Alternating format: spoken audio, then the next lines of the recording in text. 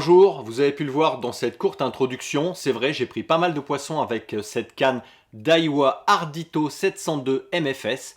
C'est un nouveau modèle, je suis très content de vous le présenter parce que vraiment, moi, elle m'a fait bonne impression. C'est un modèle haut de gamme, on est quand même sur une canne qui vaut 319 €, donc on est aux alentours des Steez, mais elle a de très bons arguments techniques et encore une fois, c'est du très haut de gamme, mais avec un rapport qualité-prix qui reste intéressant, même si le prix est élevé. En général, vraiment, Daiwa arrive à contenir les tarifs et dans le cadre de cette nouvelle gamme Ardito, c'est le cas.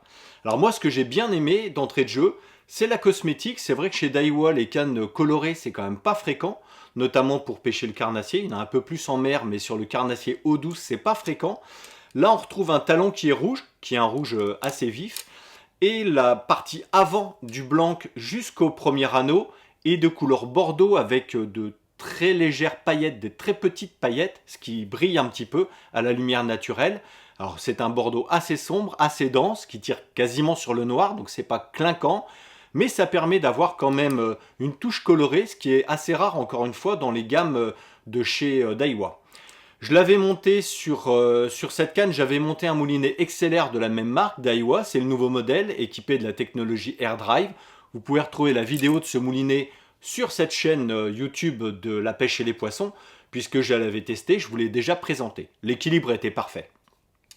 Alors en parlant d'équilibre, donc c'est une canne qui mesure 2,13 m, qui a un encombrement de 110 cm et qui pèse 113 grammes. Donc une canne assez légère et surtout super rapide, très réactive. Donc c'est pour ça que moi je l'ai vraiment bien aimé. C'est une canne qui va être efficace avec certaines techniques de pêche, on va revenir dessus.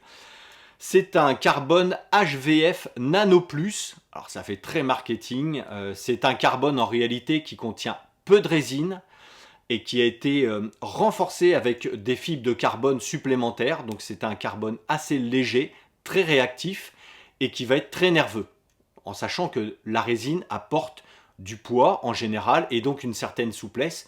Plus le blanc va être lourd, et plus en effet il va plier un petit peu sur certaines actions, notamment au lancer. Là, ce qui a été recherché, c'est d'avoir le moins de déformation possible quand on va lancer ou sur le combat d'un poisson, puisque étant donné que c'est un tube et qui est creux, quand on va lancer, ce tube va s'ovaliser. C'est ce qui explique qu'on peut plus ou moins lancer avec une canne très très raide. On lance un peu moins bien en général, ou alors il faut charger en poids, tout simplement parce que le carbone s'ovalise, ce tube va moins s'ovaliser, donc ça lance un petit peu moins bien.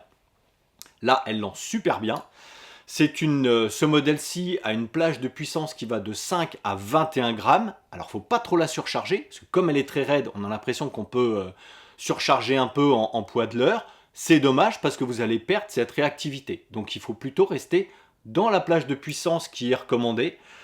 Moi, j'ai beaucoup utilisé, alors soit des jigs, j'avais des jigs métalliques, et puis j'avais un nouveau jig de chez Gravencraft qui a une coque en polymère autour pour pêcher la perche. C'était vraiment génial parce que du coup on la lime super bien et on sent immédiatement toutes les touches. Ça, c'est le gros avantage de cette canne. Je l'ai utilisé bien sûr avec des tie spin, des lames. Là, c'est génial. La moindre traction, ça met le leurre en mouvement, soit la palette, soit alors la lame, ce qui permet de pêcher très rapidement et avec de toutes petites actions près du fond pour aller chercher les perches et les cendres. C'est top. Je l'ai beaucoup utilisé aussi avec des leurres souples sur tête plombée, entre 7 et 12 grammes, avec un leurre souple entre 3 et 4 pouces. C'était génial, parfait.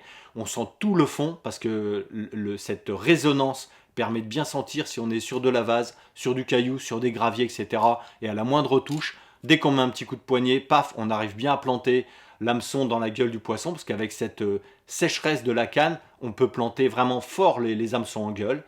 Et ensuite, je l'ai utilisé en vertical. Là, je me suis beaucoup amusé.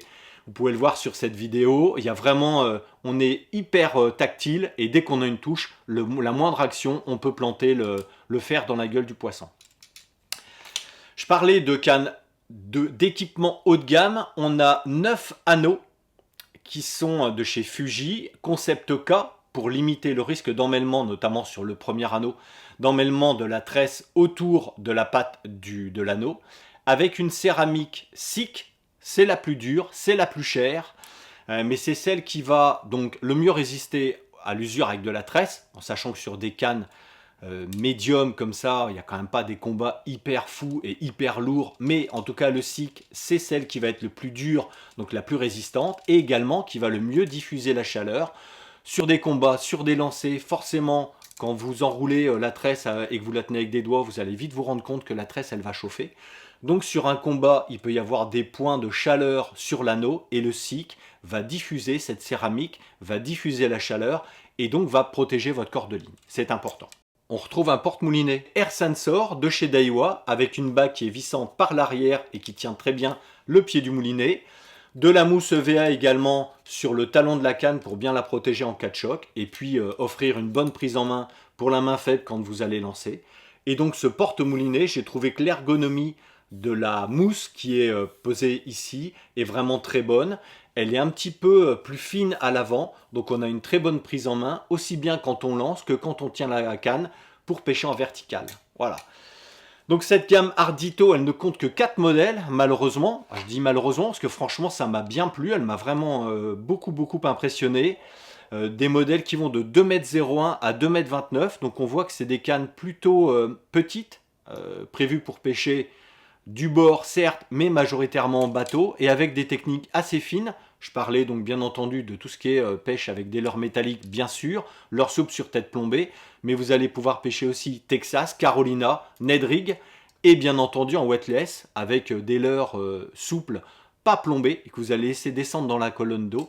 Je retournerai dès qu'il fera un petit peu meilleur pêcher le bass, et j'espère que je pourrai vous montrer une deuxième fois cette canne Ardito dans le détail sur le terrain. N'hésitez pas à poser des questions, on y répondra avec plaisir, ou sinon je demanderai au responsable de Daiwa des informations supplémentaires, et partagez la vidéo si elle vous a plu.